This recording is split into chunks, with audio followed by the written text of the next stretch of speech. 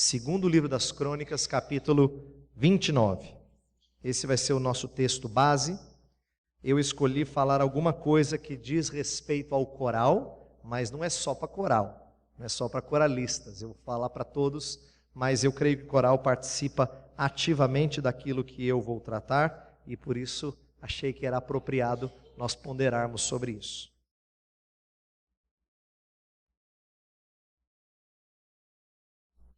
Vou falar sobre aquilo que eu e você deveríamos saber tão bem, mas a verdade é que a gente sempre está aprendendo. Eu vou falar sobre a adoração. Adoração é o que você devia fazer de melhor, porque eu já te garanto que se você é do Senhor, você vai fazer para todo sempre. Se você vai fazer para todo sempre, então você tem que ficar craque nisso, bom nisso. E Deus nos dá algumas orientações ricas na sua palavra sobre como adorá-lo e por que adorá-lo da maneira como nós o adoramos. E eu quero então usar esse trecho da história do rei Ezequias para nós refletirmos sobre a adoração. Eu faço a leitura de 2 Crônicas 29 a partir do verso 20, que diz assim: Então o rei Ezequias se levantou de madrugada, reuniu os príncipes da cidade e subiu à casa do Senhor. Mandou trazer 7 novilhos, 7 carneiros, 7 cordeiros e 7 bodes, como oferta pelo pecado a favor do reino, do santuário e de Judá. E aos filhos de Arão, os sacerdotes, que os oferecessem sobre o altar do Senhor. Mortos os novilhos, os sacerdotes tomaram o sangue e o aspergiram sobre o altar. Mataram os carneiros e aspergiram o sangue sobre o altar. Também mataram os cordeiros e aspergiram o sangue sobre o altar. Para oferta pelo pecado, trouxeram os bodes perante o rei e a congregação e puseram as mãos sobre eles. Os sacerdotes os mataram e com o sangue fizeram uma oferta pelo pecado ao pé do altar, para expiação de todo Israel, porque o rei tinha ordenado que se fizesse aquele holocausto e oferta pelo pecado por todo Israel. Também estabeleceu os levitas na casa do Senhor com símbolos, alaúdes e harpas, segundo o mandado de Davi, de Gade, o vidente do rei, e do profeta Natã, porque este mandado veio do Senhor por intermédio de seus profetas. Estavam, pois, os levitas em pé com os instrumentos de Davi e os sacerdotes com as trombetas. Deu ordem a Ezequias que oferecessem o holocausto sobre o altar. Em começando o holocausto, começou também o cântico ao Senhor com as trombetas, ao som dos instrumentos de Davi, rei de Israel. Toda a congregação se prostrou quando se entoava o cântico, e as trombetas soavam, tudo isto até findar-se o holocausto. Tendo eles acabado de oferecer o sacrifício, o rei e todos os que se achavam com ele prostraram-se e adoraram.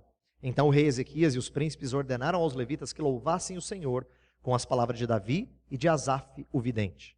Eles o fizeram com alegria e se inclinaram e adoraram. Disse ainda Ezequias: Agora vos consagrastes a vós mesmos ao Senhor. Chegai-vos e trazei sacrifícios e ofertas de ações de graças à casa do Senhor. A congregação trouxe sacrifícios e ofertas de ações de graças, e todos os que estavam de coração disposto trouxeram holocaustos. O número dos holocaustos que a congregação trouxe foi de 70 bois, 100 carneiros e 200 cordeiros, tudo isso em holocausto para o Senhor. Também foram consagrados 600 bois e 3.000 ovelhas. Os sacerdotes, porém, eram muito poucos e não podiam esfolar a todos os holocaustos, pelo que seus irmãos, os levitas, os ajudaram até findar-se a obra e até que os outros sacerdotes se santificaram, porque os levitas foram mais retos de coração para se santificarem do que os sacerdotes. Além dos holocaustos, em abundância, houve também a gordura das ofertas pacíficas e as libações para os holocaustos. Assim se estabeleceu o ministério na casa do Senhor. Ezequias e todo o povo se alegraram por causa daquilo que Deus fizera para o povo, porque subitamente se fez esta obra. Vamos orar mais uma vez, pedir que Deus nos dê clareza de mente e que essas verdades sejam preciosas para nós. Vamos orar. Senhor, nós te bendizemos o nome porque o Senhor é quem nos traz aqui. E se o Senhor nos traz aqui, nós queremos entender o que o Senhor tem a nos ensinar, principalmente no que diz respeito a adorar-te, Senhor. Há muito que nós podemos aprender, embora nós já tenhamos ouvido bastante coisa. Nosso coração nem sempre é reto, nem sempre é pronto. Por isso nós pedimos que o Senhor nos prepare nesta hora. Dá-nos coração pronto a ouvir, mente atenta, e que as verdades aqui ditas, ainda que já tenham sido ouvidas antes, que elas ganhem novo sabor, nova cor, nova maneira de enxergar, porque tua palavra é viva e eficaz e mais cortante do que uma espada de 2 gumes. e penetra o mais interior de nosso ser. É isso que nós te pedimos, que ocorra novamente. Tua palavra nos conduz a discernir certas coisas do nosso interior. Oramos em nome de Cristo. Amém. Eu vou falar hoje sobre como nós devemos adorar a Deus de certa forma e por que nós adoramos de certa forma. Nós temos coisas que acontecem no decorrer daquilo que nós chamamos de liturgia, que nós fazemos e eu acho que nem sempre a gente pensa sobre isso. Às vezes a gente pode até saber, mas a gente parte do pressuposto que os outros também sabem, e nem todo mundo sabe. A verdade é que alguns têm a impressão, podem não dizer isso de fato, mas têm a impressão de que a gente fica aqui encebando, desculpa a expressão, até chegar a hora da mensagem, para ver se todo mundo chega e o pregador fala. Que liturgia não tem ordem, a gente canta a música do jeito que a gente quer, ou pelo menos faz ao bel prazer. Essas coisas não deveriam ser assim, mas às vezes as pessoas têm essa impressão. Igrejas que são avessas à ideia de uma liturgia formal, por vezes criam um jeito de adorar a Deus que vira fixo. Sem elas perceberem, elas criam a sua própria liturgia, sua ordem de culto. E nós perdemos de vista uma das coisas mais preciosas de culto, que é o diálogo com o nosso Deus. A razão pela qual a gente se reúne aqui não é porque nós não podemos adorar a Deus em separado. É porque Deus pede que nós sejamos um na hora de adorar. E quando a gente adora, a gente não fala em nosso nome, como eu, somente em meu nome, mas em nosso nome, primeira pessoa do plural, porque nós adoramos como um povo. É por isso que a gente não costuma reservar momentos do culto para bater um papo, ou para contar como é que foi a semana, porque esse aqui é o momento em que nós falamos com o Altíssimo, e o Altíssimo fala conosco. Tamanha a importância da hora de culto, mas as pessoas às vezes perdem isso de vista e não sabem que liturgia devia refletir essa conversa com o nosso Deus, em que Ele fala conosco e nós temos que responder de certas formas a Ele. Então eu quero refletir com vocês aqui sobre o porquê nós adoramos a Deus como o fazemos. E eu preciso dizer que a adoração sempre foi um tema tão tenso na Bíblia, que a Bíblia tem algumas das maiores punições por causa de adoração. Deus castigando o povo e Deus chamando o povo à ordem por causa de adoração. Às vezes porque adorava um Deus falso, quebrando o primeiro mandamento. Não terás outros deuses diante de mim. Às vezes adorando Deus verdadeiro, mas do modo errado. Não farás para ti imagem de escultura, isto é, quebrando o segundo mandamento. Há várias histórias no Antigo Testamento que mostram esse tipo de equívoco, onde as pessoas perdem de vista a maneira correta de adorar.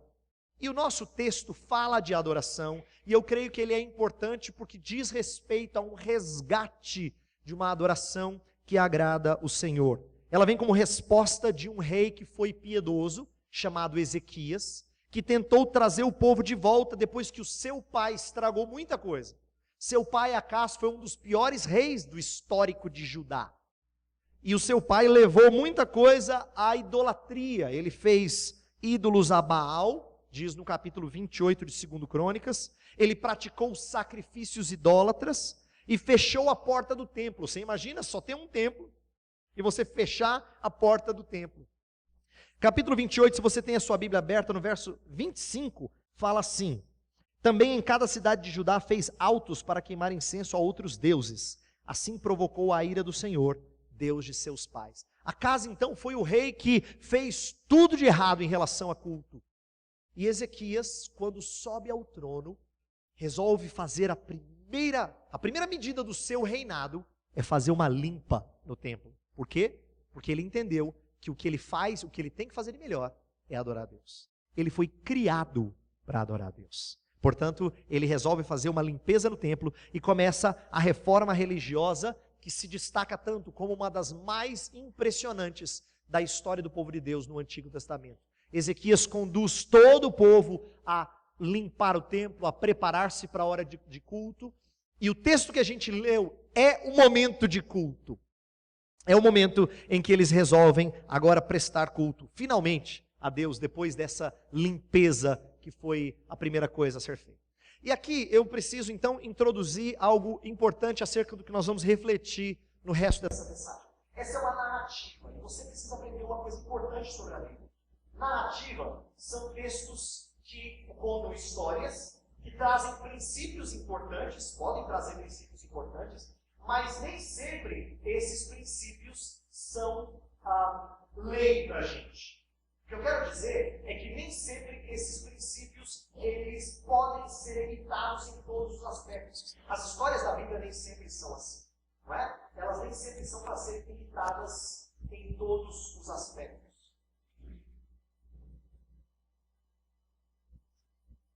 Portanto, o que eu quero dizer é que quando a gente olha para uma narrativa, a gente precisa aprender se ela é válida para a gente imitá-la ou não.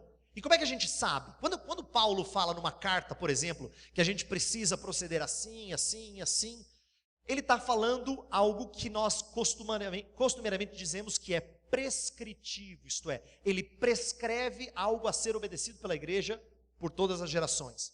Quando alguma coisa acontece na história de Israel, nem sempre é para ser imitado. Por quê? Porque é descritivo, descreve acontecimentos. Mas não é verdade que eu e você temos que ir com Josué lutar em Jericó. Esse é um exemplo. A gente ensina os pequenininhos. Vem com Josué lutar em Jericó. Mas na verdade Deus nunca pediu para você ir para Josué lutar em Jericó. Claro que a gente tem que fazer uma metáfora e explicar para as pessoas. Não, é simbolicamente. Porque de fato ninguém vai para Jericó lutar. Essa é uma coisa que aconteceu, foi fantástica, redentora na história do povo. Mas Deus não pede para você e eu fazermos isso. Mas como é que eu sei que um texto que conta uma história traz coisas para eu fazer? Traz lições para eu cumprir, para você cumprir. E aqui vem uma dica preciosa para você aprender. Quando o narrador da história dá um veredito sobre a história. Em narrativas bíblicas, essa é uma das melhores dicas para você saber se aquilo é para ser obedecido ou não. Se tem um narrador e ele conta alguma coisa que avalia aquela história, então você precisa ouvir. E o narrador fala alguma coisa preciosa no final desse texto. Lá no verso 35, a última frase do verso 35, ele fala assim: assim se estabeleceu o ministério da casa do Senhor. Essa palavra estabeleceu, que pode ser traduzida por restabelecer, trazer de novo a um parâmetro, significa fazer reto. Fazer reto.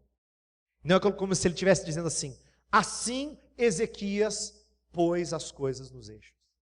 É o que ele está dizendo. Assim Ezequias arrumou a casa.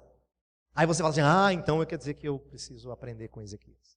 Ele está dando uma dica sobre algo que foi feito e bem feito. Então nós vamos aprender com quem fez bem feito, tirando alguns princípios muito gerais sobre a adoração. Eu quero começar com o seguinte princípio: por que você vem aqui? Por que nós nos achegamos aqui para adorá-lo? Talvez você diga assim: pastor, porque eu tenho carro, eu consigo sair da minha... Não. É porque eu amo o Senhor e eu sei que eu tenho que adorá-lo. Não, tem algo anterior a isso. Não, é porque eu sou crente, eu entendo que ir à igreja faz parte. Não, tem algo anterior a isso. O texto diz que o povo apresentou-se, o contexto é de que o povo apresentou-se para adorar, porque o rei os convocou para adorar. Isso é muito precioso no texto. A ideia de que o povo iria prestar culto, porque o rei os convocou. Diz o verso 20 que o rei Ezequias se levantou de madrugada, reuniu os príncipes da cidade e subiu à casa do Senhor e mandou trazer. E aí começa, ele reuniu. Parte do princípio de que o rei é quem conduz o povo à adoração. O que isso nos ensina? A razão primeira para você estar aqui é porque Deus te trouxe aqui. Deus trouxe você aqui. A ideia é que reis deveriam ter cumprido as suas funções no decorrer da história de Judá, mas nem sempre cumpriam. A gente sabe que Judá, ou Israel lá atrás, pediu por um rei por razões não muito nobres. Depois vários reis acabaram agindo erroneamente na história de Israel. Deveriam funcionar como representantes de Deus, mas não foram. Então, infelizmente, muitos reis fizeram o oposto do que eles deveriam fazer, o oposto de refletir a Deus. Mas a ideia era de que o rei refletisse a Deus ao chamar o povo. Ele convoca os príncipes no verso 20, e no verso 31 ele diz assim: disse ainda Ezequias: agora vos consagraste a vós mesmos ao Senhor, chegai-vos e trazei sacrifícios e ofertas de ações de graça à casa do Senhor. E a congregação veio. Quem está orquestrando esse culto inteiro é o rei. O rei fala: sacerdotes, agora aqui, levitas. E existe algo interessante aqui que nós precisamos aprender. O rei orquestra a adoração. O rei é quem conduz essa adoração. E ele diz quem fica em qual lugar. A ideia é que Ezequias aqui sim cumpre a sua função real, refletindo o Deus e Rei Supremo, convocando o povo a adorar como convém. E vira e mexe, Ezequias tinha uma dessas. Tem uma história que eu acho muito bonita, que está no capítulo 32, que diz que Senaqueribe cercou Judá, ia destruir Judá. Ezequias se protegeu como pôde. Depois ele chega diante do povo e ele fala: povo, com eles está o braço de carne, a força da carne, mas conosco está o Senhor nosso Deus para guerrear as nossas guerras. E depois que ele termina um pequeno discurso, fala assim que o povo cobrou ânimo. Quando você tem um bom líder, todo mundo se empolga. Quando o líder de fato é líder, quando ele fala, o povo se acalma. Diz que o povo cobrou ânimo diante das palavras do rei. Outra coisa preciosa que o rei, ao fazer isso, embora ele reflita a Deus, ele não traz a glória para si. Depois de tudo que o rei faz, e o rei orquestra coisa por coisa por coisa, no verso 36 fala assim: Ezequias e todo o povo se alegraram por causa daquilo que Deus fizera para o povo. Eles se alegraram porque tudo aquilo foi Deus. Não foi Ezequias. Mas Ezequias orquestrou cada detalhe. Perceba que ele estava conduzindo o povo a ter um coração disposto diante de Deus. Em João capítulo 4, aquela história da mulher samaritana, Jesus fala para a mulher que ele é quem chama adoradores.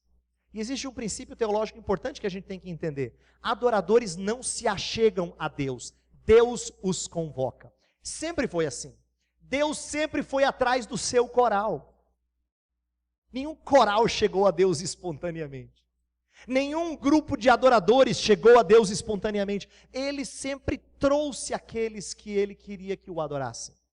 A começar do primeiro casal. Quando Adão e Eva pecam e percebem que estão nus e se escondem, diz o texto que Deus foi até eles e pergunta a Adão: Adão, onde estás? E nas palavras que Deus profere a Adão, tem redenção. Pela primeira vez na história bíblica, tem redenção. Mesma coisa acontece na vida de Abraão. Deus faz promessas lindas: sai da terra, você vai ter uma descendência numerosa. Quando ele desanima, ele fala: olha para o céu, está vendo essas estrelas? E naquela época dava para ver muito, hein? Não tinha essa poluição aqui não. Está vendo isso aqui? Tudo isso aí, você vai ter filho, um monte assim. E aí diz que Abraão creu em Deus, ele se animou. Mas a nossa fé, ela tem seus altos e baixos. E no capítulo seguinte, ele deita-se com a serva da sua esposa, porque ele não aguenta esperar chegar o tão esperado menino. Pois passa um tempo, o texto não fala nada que Abraão buscou a Deus. Capítulo 17, verso 1, fala que Deus aparece a Abraão e diz: Abraão, anda na minha presença e ser perfeito. Eu vim fazer aliança com você de novo. Deus buscando o seu servo. Por quê? Porque Deus sempre procura adoradores. A iniciativa bíblica sempre foi de Deus ir atrás dos adoradores. Deus não só convida, Ele atrai. E tem uma coisa preciosa aqui de Deus, não é? O amor de Deus, eu aprendi, é o único que não fica sem corresponder. Com amor eterno eu te amei, e com benignidade te atraí. Deus nunca fica assim: eu amei, mas pena que eles não amaram de volta. Ele atrai todos aqueles a quem Ele ama salvadoramente. Isso é que é impressionante desse rei que orquestra tudo. Ele atrai o seu povo para adorá-lo em todos os cantos desta terra. Essa é a razão de pessoas se reunirem nesse dia aos montes para adorá-lo. Por quê? Porque Ele não só toma iniciativa em redimir pessoas, Ele de fato realiza isso. Porque Ele quer pessoas o adorando. Foi essa a razão de tirar o povo do Egito. Lembra quando Ele conduziu Moisés a tirar o povo do Egito? Por quê? Porque tinha que prestar culto no deserto. Deus sempre buscou adoradores. A razão de eu e você estarmos aqui, é porque Deus nos trouxe aqui. Essa é a razão pelo fato de muitas igrejas reformadas ao redor do mundo começarem o culto com aquilo que eles chamam de chamada à adoração, porque é Deus que está chamando você. Quando um coral for cantar aquela música introdutória, o coral tem que lembrar que age na função de quem está convocando o povo a adorar. Tem que ser algo que convoca o povo à adoração, que leva o povo a falar para Deus o que Ele é e o que Ele tem feito por nós. Por quê? Porque essa é a razão de um culto existir. Nós estamos aqui porque Deus busca adoradores. Segundo princípio importante desse texto é que ele mostra a disposição do adorador. Como é que o adorador tem que prestar culto? A gente vê aqui no texto algumas características que descrevem a piedade por parte de Ezequias. Um homem que está tentando mostrar como o culto deve ser prestado. Primeiro, veja como ele tem aspirações muito santas em relação a culto. No verso 20, você percebe o senso de urgência. Fala que o rei Ezequias se levantou de madrugada. Nem dormiu direito.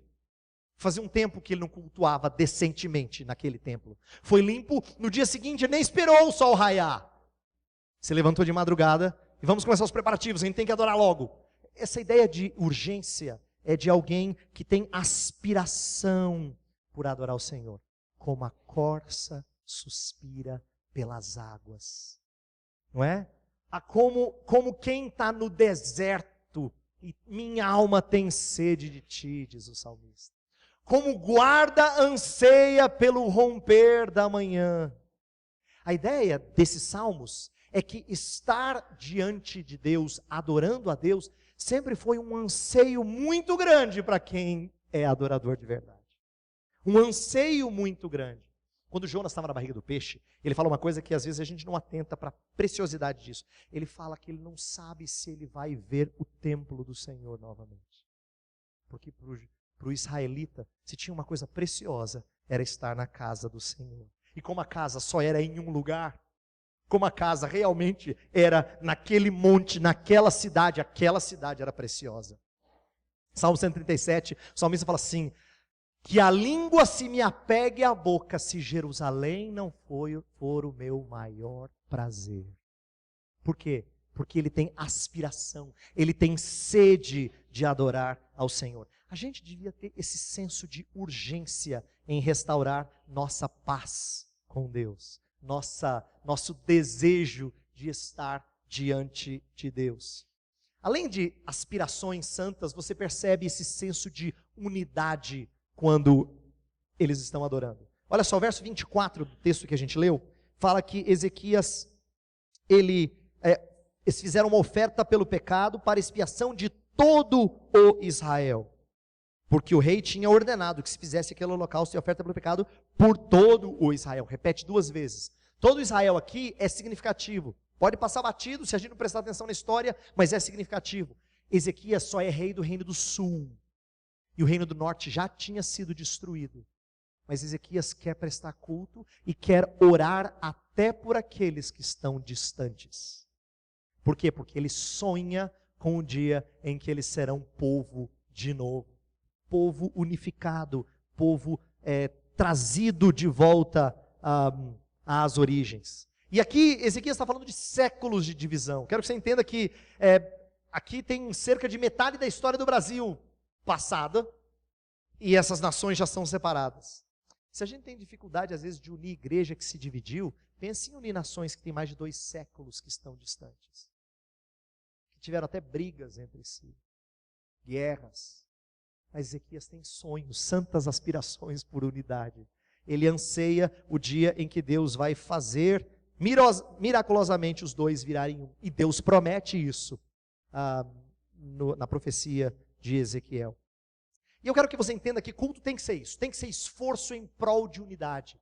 Tem um texto bem conhecido, que é aquele que Jesus fala no Sermão do Monte, que se você está oferecendo um animal e teu irmão tem alguma coisa contra ti, você deixa, vai acertar com ele e depois você volta. O que às vezes a gente não presta atenção é que o texto fala que se um irmão tem algo contra ti, não é você contra ele. É ele que tem algo. Por que diz isso? Porque quando a gente adora, a gente tem que refletir o caráter do nosso Senhor, que redentoramente vai atrás daqueles que têm algo contra ele. Deus não fala assim, quero ver se vem. Tem umas boas para falar para eles. É assim que ele age. O Salvador não é aquele que fica aguardando o filho mais novo da parábola do filho pródigo para chegar. E quando ele vê de longe, ele não fica esperando em casa. O texto fala que ele sai correndo. O homem que foi ultrajado pelo filho, humilhado pelo filho, desprezado pelo filho, roubado pelo filho, sai correndo para beijar o menino. Por quê? Porque Deus tem prazer em restaurar a sua relação com os seus adoradores. E nós tínhamos que ter o mesmo anseio. Nós tínhamos que ter o mesmo anseio em prol de unidade. Culto tinha que ser assim. Vontade de sermos cada vez mais unidos. O texto também fala sobre liberalidade. Nos versos 32 até o verso 35, fala que o povo deu em abundância. Isso aqui faz lembrar tanto histórias do Antigo Testamento como do Novo. No Antigo, quando eles iam construir o tabernáculo, diz que era tanta oferta, que Moisés falou, para! Deu! Eu sei que vocês amam o Senhor, obrigado. Normalmente isso não acontece em nosso meio. A gente não fala assim, pessoal, vamos parar de dar, porque está muita oferta. A gente tem até dificuldade de entender isso. Como é que seria tanta oferta que o pastor diria assim, ó, pessoal, vamos parar, muita oferta. A gente não consegue conceber, mas o povo que havia sido redimido, presta atenção na preciosidade disso. O povo tinha passado mais de 4 séculos cativo. Deus havia restaurado e falou assim, agora eu quero uma casa para mim, um lugar onde eu serei adorado. O povo, num ímpeto de desejos de mostrar ao Senhor quão alegres estavam, deram em abundância. Uma história do Novo Testamento que é muito bonita é dos macedônios, que em 2 Coríntios 8 diz que eles deram acima das suas posses. Por quê? Porque liberalidade no dar é uma forma de nós mostrarmos nosso desejo de servir ao Senhor. Nós servimos o Senhor inclusive com nossas dádivas. Tanto é que frequentemente demonstramos amor com presentes. E aqui a questão não é o valor do presente, mas presente significa prazer em dar. E culto é dádiva, é prestar coisas. E no culto sempre teve momento de nós trazermos ao Senhor com alegria. Então perceba que a disposição do adorador aqui tem muita coisa preciosa. E eu não falei de alegria, que daqui a pouco eu vou falar. O texto fala que tinha muita alegria naquela época. Mas nós percebemos aspirações, desejo, anseio por adorar. Percebemos unidade e liberalidade no dar. Essa é a disposição do adorador. E tem que ser assim para que Deus se alegre com o nosso culto.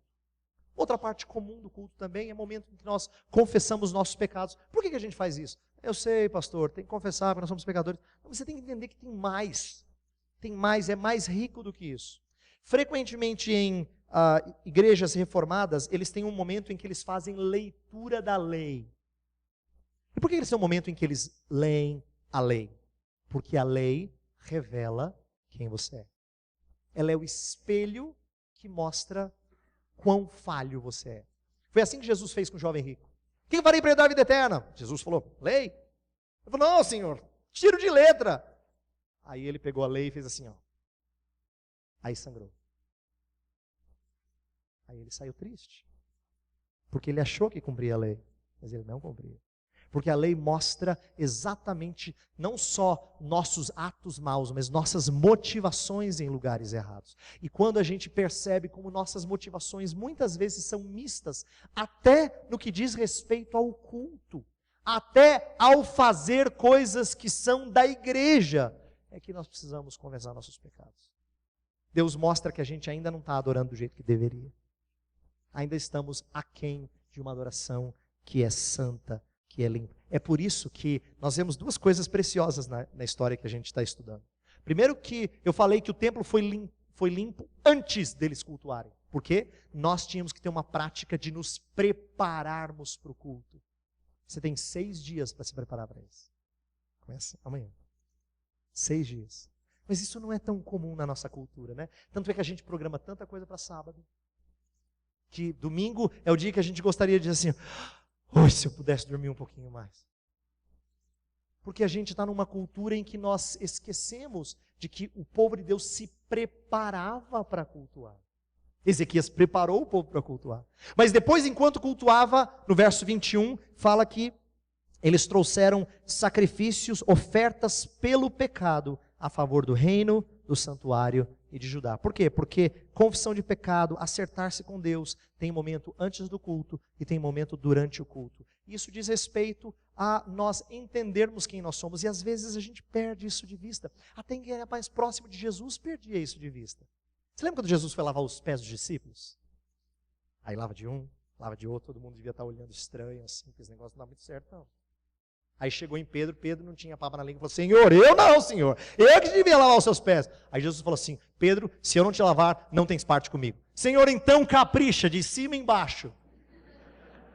E aí Jesus ensina um princípio para ele, falou: Pedro, aquele que banhou não precisa senão lavar os pés. O que Jesus está ensinando para Pedro? Pedro, ele está usando uma ilustração bem típica daquela época.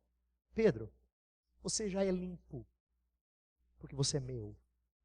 Mas você ainda anda de sandálias por esse mundo. Seu pé fica sujo. Então toda vez que você entrar na casa de alguém, você precisa lavar os pés. Ele está pegando um princípio comum, conhecido do dia a dia deles, para entender que o lavar dos pés era um ato rotineiro, necessário, que nos prepara para a verdadeira adoração. E a Bíblia fala muito de confessar pecados em contexto de adoração. Confessar pecados diante da santidade de Deus. É por isso que a gente faz. É porque isso revela melhor para a gente quem nós somos. Pedro tinha esquecido quem ele era. O mesmo Pedro que, quando Jesus falou para ele que ele ia negar, ele falou: imagina assim. Aí ele cai. Por quê? Porque ele esqueceu quem ele era. Em momento de nós sermos deparados com o espelho da palavra de Deus, é para a gente se conhecer um pouquinho melhor. Entender quem é que está adorando. Gente frágil, débil, fraca, instável como nós. Careço de Jesus. De ti, meu Salvador. Não é? Por quê? Isso é reconhecimento de que nós precisamos dele constantemente. Por que a gente canta? Um outro princípio importante, e eu já estou terminando. O canto, que agora tem a ver com o coral, e que nós estamos falando aqui, tanto em comemoração, em alegria. O canto nessa passagem acontece após um período de arrependimento e consagração do templo. E eu acho isso muito significativo, porque canto tem tudo a ver com tirar o fardo das costas. Vou falar uma coisa triste aqui, você não precisa balançar sua cabeça não. Se for no coração eu já vou aceitar. Sabe as vezes em que você estava em pecado e aí você confessou e Deus tirou o peso assim, ó. Não dá vontade de cantar. Quando aquilo que estava pesando, enquanto calei os meus pecados pelos meus constantes gemidos, a mão de Deus pesava sobre mim dia e noite. E quando eu confessei os meus pecados, e a minha iniquidade eu não mais ocultei, ele escreveu salmos. Ele queria cantar. Na Escritura, cânticos sempre foram expressão de alegria, e não tem alegria maior do que saber que você foi perdoado daquele peso que você carregava. Ezequias, ele resgata boa música. Ele sabia que música tinha que fazer parte do culto, por isso que o verso 25 fala que ele estabeleceu os levitas na casa do Senhor com símbolos, alaúdes, harpas, segundo o mandado de Davi e de Gade, o vidente do rei, do profeta Natã. Ele começa a fazer uma reforma musical de acordo com a palavra de Deus. Tanto nos instrumentos, verso 26 fala dos instrumentos de Davi. Os instrumentos de Davi, olha que interessante. Eles estão vivendo séculos depois de Davi, mas tinham um jeito certo de adorar. E no verso 30 fala que eram cantando as palavras de Davi e de Asaf. Novamente, voltando ao início da música na história de Israel. O que ele está fazendo? Ele está resgatando o cântico de salmos. Ele está resgatando boa música. Não só música antiga, não é porque é antiga que é boa, mas em conformidade com a palavra de Deus. Afinal, música é um poderoso veículo de ensino. A música, ela ensina tão bem que se nós ensinarmos mal, vai ficar ruim por muito tempo. Para não dizer para sempre, por muito tempo. Tem uma história na Bíblia que me ensinou isso de maneira fantástica. Na época que Davi não era rei, ele era só um guerreiro. Diz que ele venceu batalhas e ele chegou de volta das batalhas, e as mulheres, para celebrarem esse general que era muito bom, esse tal de Davi, cantaram: Saul mata os milhares, mas Davi os 10 milhares. Curiosamente, passa-se um ano e a musiquinha continua na cabeça das pessoas. Por quê? Porque música é aquela coisa que quando entra parece que não sai. Sabe aquele dia que você acorda com aquela música e você fala: meu Deus, aí essa música não. Porque música tem um poder tremendo de fixar e de ensinar, bem ou mal. Então a gente tem que ser muito zeloso com música. É por isso que Ezequias fala que o texto fala que Ezequias resgata a música que era de acordo com as palavras de Davi e de Asaf. Por quê? Ele sabia que o que tinha que ficar na cabeça das crianças e dos adultos eram aquelas musiquinhas que expressavam a verdade de Deus. É isso que a gente precisa resgatar. É isso que a gente precisa fazer. Agora, isso não significa que música boa é só música reverente, séria. Alguns gostam de chamar presbiteriano. Eu acho que não é um bom nome. Ou música alegre, como se fossem duas coisas excludentes. Curioso, nesse texto tem reverência e alegria ao mesmo tempo. O texto diz: quando os instrumentos tocaram, eles se prostraram. E essa é uma atitude que a gente não tem na nossa cultura, né? Nossa cultura é muito pobre de honra. Mas lá eles honravam. E eles se prostraram diante desse rei. E ao mesmo tempo que se prostraram, diz o texto que eles se alegraram muitíssimo. O verso 30 fala assim: então o rei Ezequias e os príncipes ordenaram aos levitas que louvassem o Senhor com as palavras de Davi. E eles o fizeram com alegria e se inclinaram. Olha só, reverência e alegria na mesma frase. Se inclinaram. Mas o coração deles estava borbulhando de alegria. E essa é a adoração que agrada ao Senhor. Por quê? Porque quando Jesus falou com a mulher samaritana, de novo, João 4, ele pediu que se adorasse a ele em espírito e em verdade. Com alegria e em conformidade com a santa palavra de Deus. Tem mais princípios nesse texto, mas eu vou parar por aqui. E quero concluir dizendo o seguinte: eu tenho quase certeza, e é só um chute, mas eu tenho quase certeza que tudo que eu disse aqui você já sabia. E eu vim para cá sabendo que você já sabia. Mas sabendo que a gente precisa ouvir as coisas que a gente já sabe de novo. Porque a palavra de Deus não é só ouvir novidade. É ouvir a mesma coisa de forma nova. E é por isso que a gente sai e fala assim: Senhor, eu já conhecia esse texto. Eu já tinha ouvido essa história antes. Mas ficou nova para mim. Ficou diferente para mim. Eu fui lembrado de coisas que eu já sabia, mas que eu precisava ser lembrado. Portanto, não se preocupe em trazer novidades. Fale o que é antigo, de maneira que renove você e se torne novo para você. Se a adoração é a atividade mais importante da igreja, e eu estou dizendo que é, porque é aquela que você vai fazer para todo sempre, então é melhor a gente entender por que nós adoramos do jeito que nós adoramos. Eu queria que você gastasse mais tempo pensando nisso. E nós pedíssemos ao Senhor que nos desse mais zelo por essa hora de adoração. Mais zelo por adoração. Por quê? Porque nós fomos criados para tal. Criados para a sua glória. Isaías capítulo 43. Feche os seus olhos, vamos orar. Senhor Deus, nós ouvimos uma história não tão conhecida falar de princípios muito conhecidos.